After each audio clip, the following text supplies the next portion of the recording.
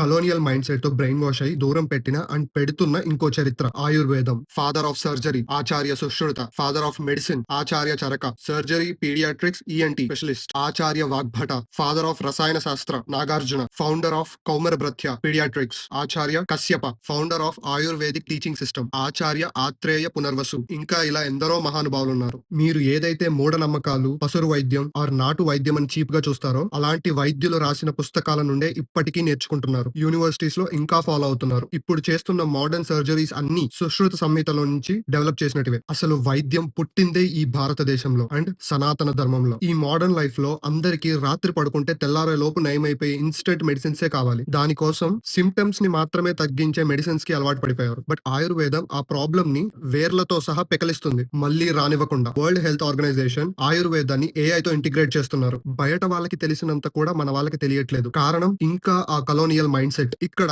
Ashwagandha and Shilajit popular supplements. ఈ చిన్న డబ్బా $30. పేటెంట్స్ కూడా తీసుకుంటున్నారు వీటి మీద. అండ్ ఇది చాలా మందికి తెలియదు కానీ ఆయుర్వేదం మీద కాలేజెస్ కూడా ఉన్నాయి. సర్టిఫైడ్ డాక్టర్స్ కూడా ఉన్నారు. ఇప్పుడు కొత్తగా 3 all India institute of Ayurveda colleges వస్తున్నాయి. మొన్న రిలీజ్ చేసిన యూనియన్ బడ్జెట్ లో 4,400 కోట్లు కేటాయించారు. ఫ్యూచర్ లో చాలా మంది సర్టిఫైడ్ ఆయుర్వేదిక్ డాక్టర్స్ రాబోతున్నారు. జస్ట్ నాడిని చూసి చెప్పేసిన చరిత్ర మనది. గుర్తు పెట్టుకో, వైద్యం పుట్టిందే ఈ ధర్మంలో. బ్రిటిషర్స్ కి మొఘల్స్ కి ముందున్న చరిత్రను తెలుసుకో. అప్పుడే ఈ బానిసత్వ మైండ్ సెట్ పోతుంది. జై హింద్, జై భారత్, జై శ్రీరామ్.